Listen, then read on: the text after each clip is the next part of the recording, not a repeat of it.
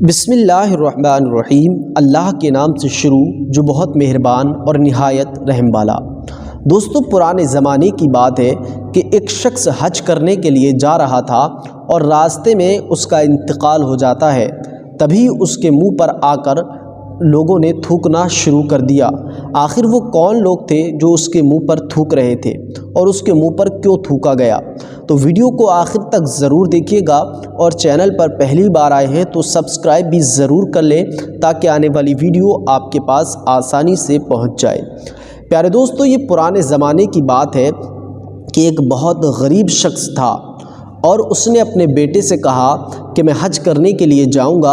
اس کے دل میں ایک تمنا تھی، ایک آرزو تھی کہ میں نبی کریم صلی اللہ علیہ وسلم کے روضے کی زیارت کروں۔ دوستو، بیٹے نے اب باپ کے اس فرمان کو پورا کرنے کے لیے، یعنی باپ کی اس خواہش کو پورا کرنے کے لیے محنت کو کرنا شروع کر دیا۔ بیٹا رات بھر محنت کرتا، دن میں محنت کرتا، اور اس بیٹے نے پیسے کو جمع کیا۔ پیسہ جب اکٹھا ہو گیا تو اس نے اپنے باپ سے کہا، اے میرے والد محترم، میں اب آپ کی خواہش کو پورا کروں گا۔ آپ کی جو تمنا ہے، جو آرزو ہے نبی کریم صلی اللہ علیہ وسلم کے روضے کی زیارت کرنا، اب میں آپ کو حج کرنے لے کر جاؤں گا۔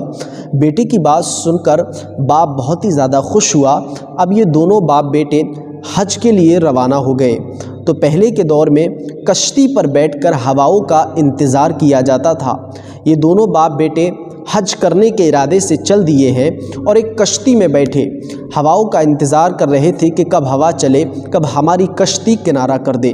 ہوا چلی، ہوا کا جھونکا آیا اور یہ دونوں باپ بیٹے اس سمندر کو پار کرتے ہوئے ایک جنگل میں پہنچ جاتے ہیں۔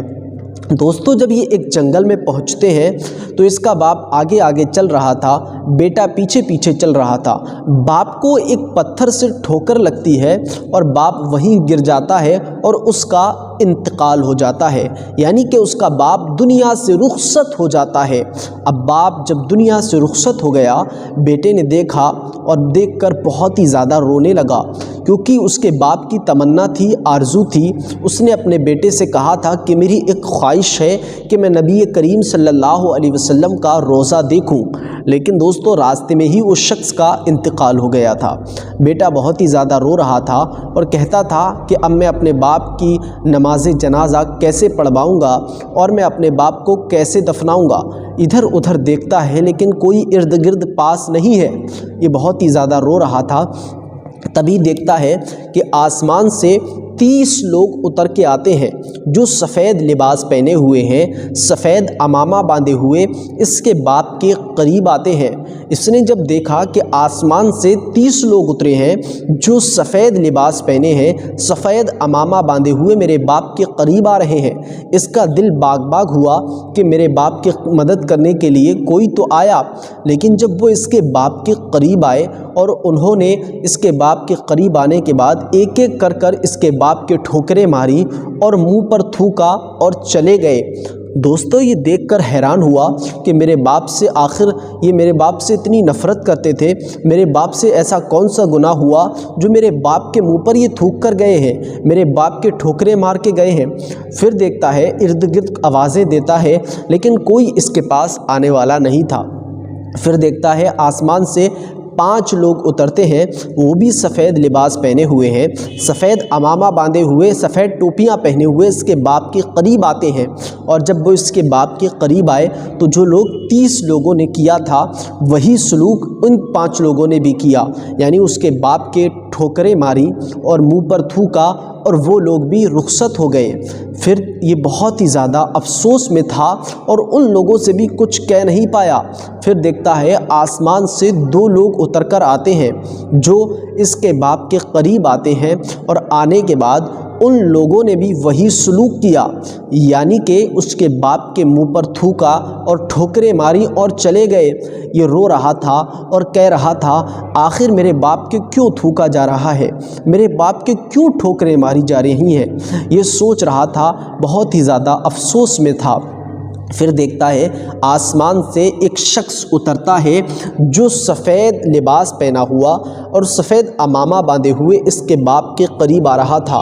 اس نے سوچا کہ یہ بھی میرے باپ کے منہ پر تھوکنے کے لیے آ رہا ہے جیسے کہ اور لوگ میرے باپ کے منہ پر تھوک کر گئے ہیں، وہ بھی ایسی لباس پہنے ہوئے تھے، ایسی کپڑے پہنے ہوئے تھے۔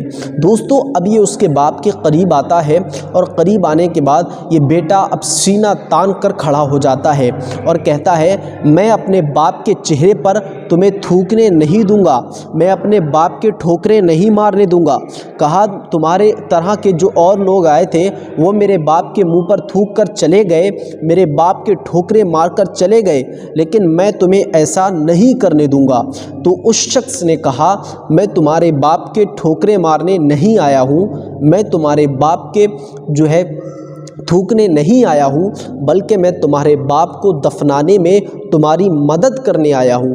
اس شخص نے کہا یعنی کہ اس کے بیٹے نے کہا کہ میرے باپ کی مدد جو آپ کی طرح اور لباس پہنے ہوئے تھے 30 لوگ آسمان سے اترے، انہوں نے میرے باپ کی کوئی مدد نہ کی، جو 5 لوگ آسمان سے اترے انہوں نے میرے باپ کی کوئی مدد نہ کی، جو 2 لوگ آسمان سے اترے انہوں نے میرے باپ کی کوئی مدد نہ کی، تو آخر آپ میرے باپ کی کیوں مدد کرنا چاہتے ہیں؟ آپ بھی تو انہی کی طرح لباس پہنے ہیں، انہی کی طرح عمامہ باندھے ہیں، انہی کی طرح کپڑے پہنے ہیں، تو میرے باپ کی آپ کیوں مدد کرنا چاہتے ہیں؟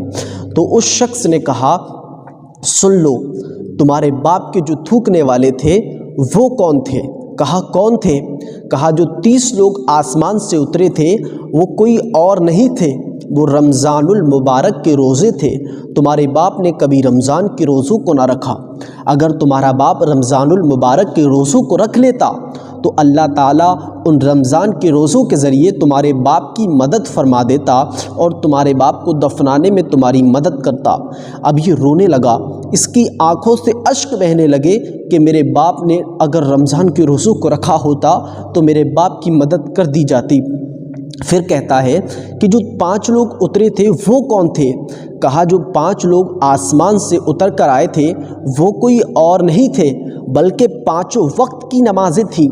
تیرے باپ نے کبھی 5 وقت کی نمازوں کو نہ پڑھا، اگر تیرا باپ نمازوں کو پڑھ لیتا تو اللہ ان نمازوں کے ذریعے تیرے باپ کی مدد فرما دیتا۔ تیرے باپ نے نمازوں کو ضائع کیا اس لیے اللہ نے تیرے باپ کی مدد نہیں کی۔ کہا جو 2 لوگ اترے تھے وہ کون تھے؟ کہا جو 2 لوگ آسمان سے اترے تھے اور جو 2 لوگ تیرے باپ کے ٹھوکریں مار کر گئے تھے وہ کوئی اور نہیں تھا بلکہ عیدوں کی نمازیں تھیں۔ تیرے باپ نے عیدوں کی نمازوں کو نہ پڑھا، اگر تیرا باپ عیدوں کی نمازوں کو پڑھ لیتا تو اللہ ان عیدوں کی نمازوں کے ذریعے تیرے باپ کی مدد فرما دیتا۔ وہ یہ بہت ہی زیادہ رو رہا تھا اور اللہ کی بارگاہ میں التجا کرتا ہے کہ میرا باپ اتنا بڑا گناہ گار ہے، اتنا بڑا خطا کار ہے، سیاہ کار ہے، یا اللہ میرے باپ کی مدد فرما۔ تو اس نے کہا کہ آپ کون ہیں اور آپ میرے باپ کی مدد کیوں کرنا چاہتے ہیں؟ تو اس شخص نے کہا کہ میں ایک درود ہوں۔